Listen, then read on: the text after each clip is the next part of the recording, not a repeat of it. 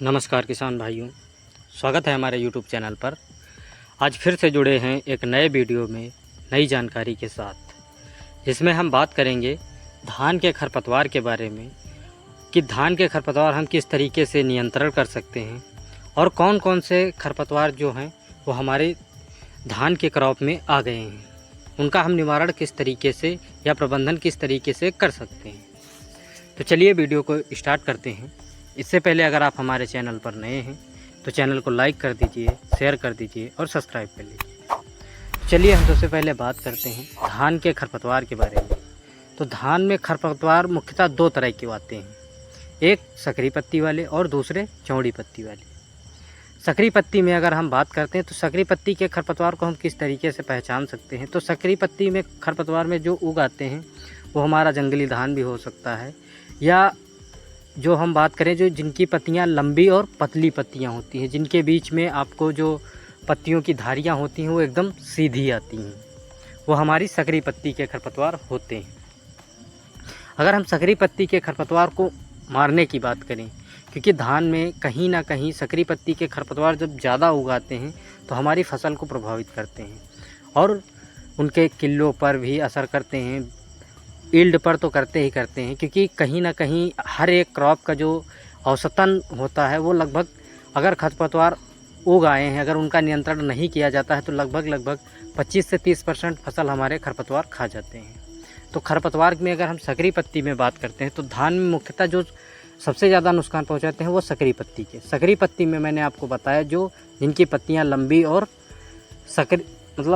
लंबी और साथ में चौड़ाई कम होती है, जिनकी भी जो धारियाँ होती हैं वो एकदम सीधी आती हैं, वो आपको देखने में एकदम धान जैसे ही लगेंगे, तो वो हमारे सकरी पत्ती के खरपतवार हैं। अगर हम सकरी पत्ती के खरपतवार को नियंत्रण करने के बारे में बात करें तो सकरी पत्ती के खरपतवार को हम नियंत्रण करने के लिए जो सबसे ज़्यादा मुख्यतः चलता है वो आप बिस्पायरीबैक सोडियम 10% चलता है। बिस्पायरीबैक सोडियम 10% में अगर हम बात करते हैं तो अगर आप इसके डोज के बारे में बात कर लेते हैं तो डोज अगर हम बात करते हैं तो बिस्पायरीबैक सोडियम 10% जो है इसका डोज जो होता है वो हमारा 100 ml प्रति एकड़ होता है। 100 ml प्रति एकड़ में हम कौन कौन सा डाल सकते हैं या किस कंपनी का डाल सकते हैं। तो सबसे ज़्यादा जो फेमस है वो हमारा नामनी है। नामनी जो PI कंपनी का आता है बिस्पायरीबैक सोडियम 10%, ये हम अपना 100 ml प्रति एकड़ के हिसाब से इसका स्प्रे कर सकते हैं और जो भी हमारे सकरी पत्ती के खरपतवार होंगे ये सबको आसानी से नियंत्रण कर लेगा। अब वही हम अगर अपने दूसरे पक्ष पर बात करते हैं तो दूसरा पक्ष जो आता है वो हम आता है चौड़ी पत्ती के खरपतवार। चौड़ी पत्ती में अगर हम बात करते हैं तो चौड़ी पत्ती में भी कई सारे खर उग आते हैं और कई सारे क्या बहुत सारे चौड़ी पत्ती में खर उग आते हैं।